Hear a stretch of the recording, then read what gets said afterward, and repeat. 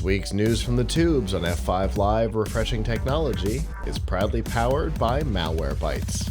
Whether you use a PC, a Mac, or a mobile device, Malwarebytes Premium is the company's strongest protection ever.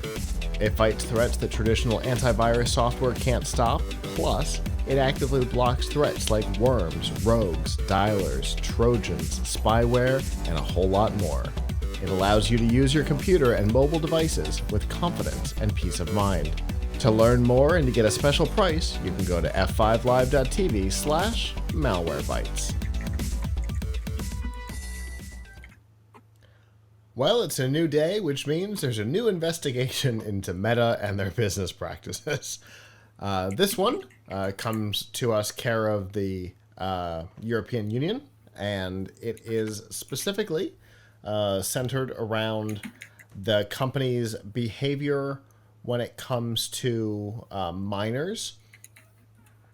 We know that fairly recently the Digital Services Act went into effect, which has had sweeping effects on technology in general. We know that it is why in the EU, Apple now has to allow third-party app stores. It's the reason for a lot of things. One kind of batch, one section of the DSA is around youth protection. It's similar in concept to COPA here in the United States.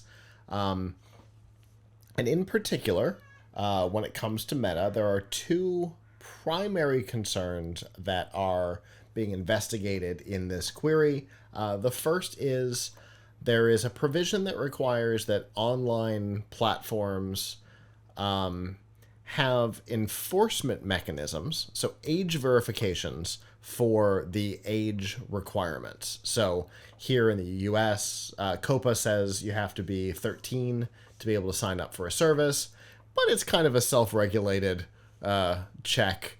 You know, we have to...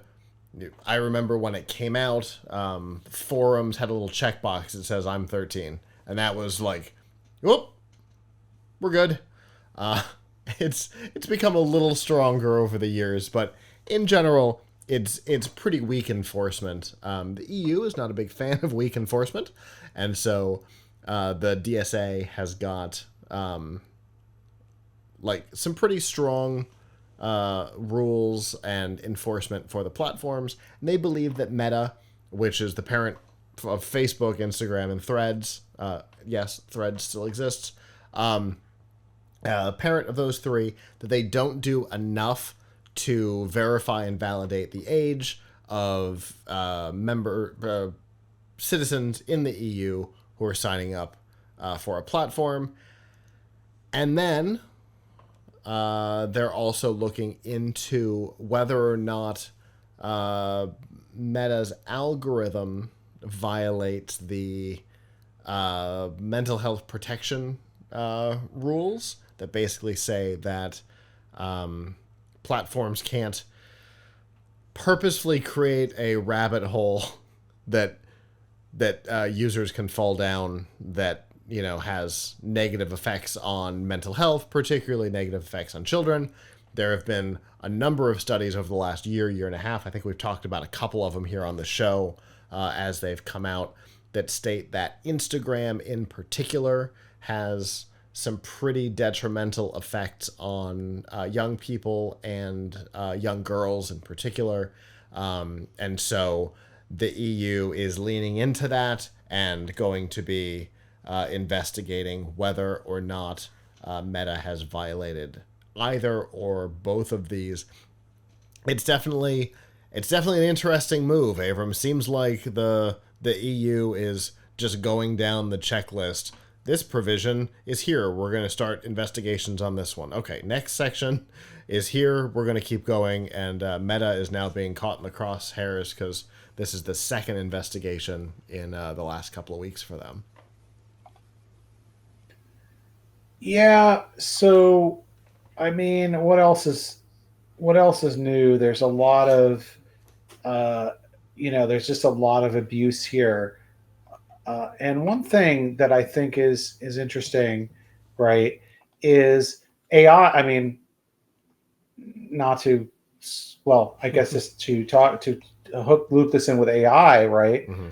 Um, how much training do you think has taken place on content that was created by or referencing minors, That's interesting. right? Like, if I was talking about this with my wife the other day, like, so if you put something like, so first of all, Meta has its own AI, Hmm. which I presume is trained on Facebook stuff, Yeah, right? and So, its icon looks a lot like Cortana. yeah, so this is funny because my son was talking to me about Cortana today too. He's like, "Oh, you should." I asked Windows 11 where Cortana was. I don't know, he's getting really weirdly into Windows history all Okay. the time. And he's like, "Did you know that Cortana was available in Windows 10 when it was turned off at this point in Windows 11?" Like, anyway, so I just did a fresh install of Windows 11 with the latest ISO available from Microsoft, and the Cortana app is still there, and you have to go manually uninstall it because it doesn't work. It just comes up and goes, sorry, go away. How is that still in the ISO? It doesn't yeah, matter. Go ahead. yeah. So anyway, um, the I think one thing to keep in mind is that it's not right. So anyway, yeah, forgetting Cortana. The thing is, you have all this content from minors that is out on the internet and is being trained upon. So, if I go to ask it to make a 12-year-old, how do I know that it didn't make that it's not going to output for somebody a 12-year-old that looks kind of like mine, right? Uh-huh. Uh-huh. Like, how do I mean, they're not, I believe that that would be a violation of COPA, but I don't know. Have we even laid out whether whether using materials created by a minor for training data would be considered a violation of any laws? I feel like it should be, but then again, I also feel like it's not fair use, and they obviously think otherwise. So, and mind you, even if Meta is not doing this, I'm sure OpenAI is, because they say they train on all the publicly available data. So that means that assuming that they aren't going assuming that they aren't going into Facebook with a someone's account, which they may be, there's lots of information about minors that's posted publicly, right?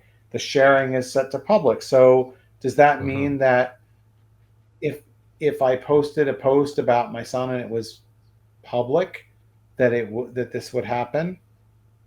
That I mean that Right. he would be taking his training data? Now, you know, the unfortunately, since there's no transparency around where training data comes from, we don't know, right?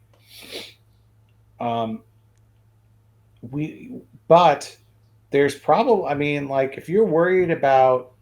uh, uh, if you're worried about like advertising at children, what about using children's pictures and Yeah. words uh, without their parents' consent? Yeah. It's fascinating. I'm reading an article right now about a variety of updates that were proposed to COPA in January. And it looks like some of it is trying to close some loopholes that might be exploited on this topic in particular. I mean, I think that the way to close the loophole is to make sure that all training data is taken with consent, and Yeah. then and then Facebook could not grant consent. And then Facebook legitimately could not and should not grant consent to OpenAI or Microsoft or Google or itself Hmm. to use that as training data. But the fact that it's just hoovered up indiscriminately Yeah. uh, means that it's going to inevitably catch that. It's also going to inevitably catch CSAM in the training data, because if that's anywhere in the internet and they're trying to suck up the whole internet, it's going to Yeah. catch CSAM, and then it's also going to catch like things that are copyright violations that somebody else posted. So all the AI defenders who say things like, "Well, if you didn't want me to train on it, you wouldn't have put it on public YouTube or whatever where Right. I could see it." Yeah. Well, hold on a second. YouTube has lots of movies on it that were uploaded by some account without the copyright holder's permission, just haven't Right. been taken down yet. Right. I mean, in an So, average year, I have to issue something like 150 takedown notices on our content. And in the grand scheme of things, we're nobody. You know what I mean? We're not Warner Brothers or Marvel. And that stuff gets right, uploaded all day, every day. And I have to issue, over 100 takedown notices just on right, our stuff. right, exactly. So come on, It's like playing whack-a-mole with Uh, an attorney.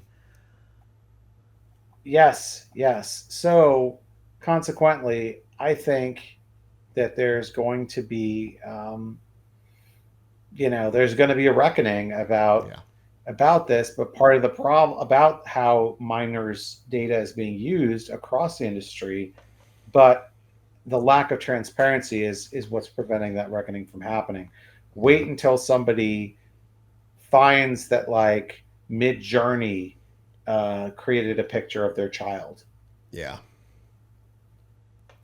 Yeah, for sure. One of the things that's interesting is um, the you mentioned CSAM, right? That that I've Mhm. been following the FBI's journey on that, and they said that they've been struggling because the imagery that's coming out is so realistic, and B, it's imagery that absolutely mimics victims, some of whom, now are in their 40s, and looks just like them. But it's new imagery, and what do we do about it? Because it's not actually them. So there's all kinds of weird aspects of this, both from the ingestion and the creation side, that have become really interesting problems, particularly when it comes to children and their privacy and whatnot. Because some LLM, I don't know which one, has been training off the dark web. Because obviously the Yep. FBI is not saying Uh, which model it is, but at least one has trained off of imagery off the dark web. So yeah. I mean, also, who's to say that like you have things that are hidden on the dark web, but there are also things that are not, what the kid on constitutes dark Twitter, in your right? There right. was the kid on Twitter that had to get a lawyer involved and sued Twitter, because at like 13 or something, somebody somehow posted naked pictures of him or naked video of him or something, and Twitter wouldn't take it down. They said it didn't violate their policies. And he had to get Right. lawyers Yes. involved and the whole Well, thing. And because it was on Twitter, it's public. That stuff is everywhere, and yep. the adult sites have to also play whack-a-mole with this content because people keep uploading it there. So that's on the ClearNet. That stuff is available for training anyway. Yeah, did you hear about? I'm trying to remember the name of this project, but somebody made a camera, an AI camera that will make anyone appear nude. Lovely. Yeah, it's actually like I don't think they're selling it yet. Yeah, what's it is called the uh let's see, the Nuka, Nuca. Um and they have like a video of it that's kind of creepy, that where they show like taking pictures of people who are fully clothed, and what it does is it's not that it can see under their clothes, it just makes a very plausible naked body for them, Right. right? And so much so that you'd believe it, right? Like um and it kind of almost begs the question, like, if there's a naked picture of you out there circulating on the internet, how much worse is it than whether it's real or not? Like, does it matter whether, if people think that it's real, does it matter whether it's real or not? Right. Right? Exactly. Because perception is reality, right? Right. Real or not, once it's out there, it's out there.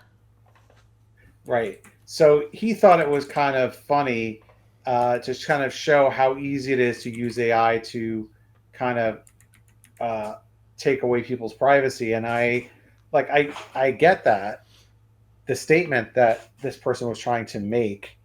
Um, so I mean, if the technology is out there, then there will be people who use it like this.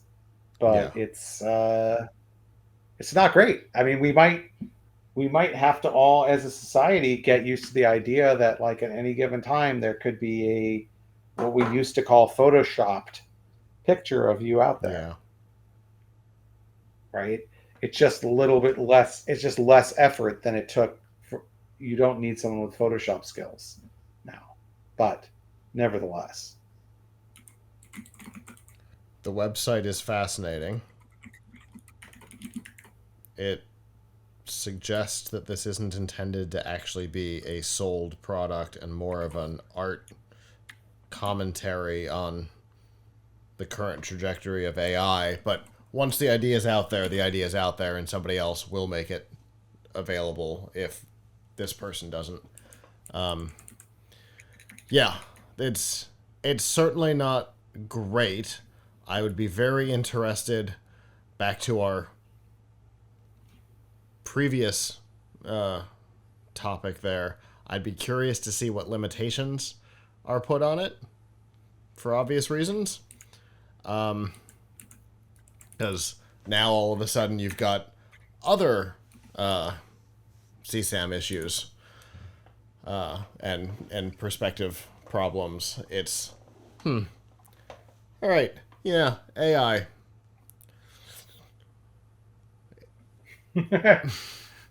great, with with any great new situation. with any new technology, there's always, or technological leaps. There's always the legal, ethical, and moral questions around it. You know, we all know the famous quote when they set off the first atomic bomb, right? Um, there's always the concerns, but this one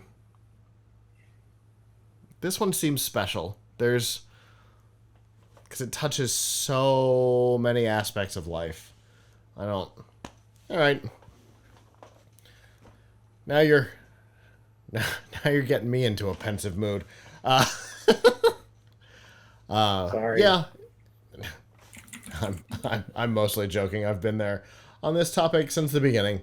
Um, anyway, yeah. So lots of stuff on the meta side. It'll be interesting to see what happens with it. The penalties are steep here. 6% of global financial turnover for the company if found in violation, and if they're found in violation multiple times of the same aspect of the DSA, they can be fully banned in the EU. So I mean, the penalties on the DSA are stiff. They are not messing around. This is some serious stuff. We will definitely be hearing more about this and the algorithm-based investigation that's not minor related that was opened a couple of weeks ago. We'll definitely be hearing about those over the coming months. Hello, YouTube. Thanks for watching, and I hope you enjoyed this episode of F5 Live Refreshing Technology. If you did, please subscribe to the channel down below, and of course hit the notification bell because we know that subscriptions don't mean much on YouTube anymore. If you've got topics that you'd like us to talk about in the future, please comment them down below. And if you'd like to not follow us on YouTube, there's lots of ways that you can follow along with our content by going to PLUGHITZlive.com/subscribe.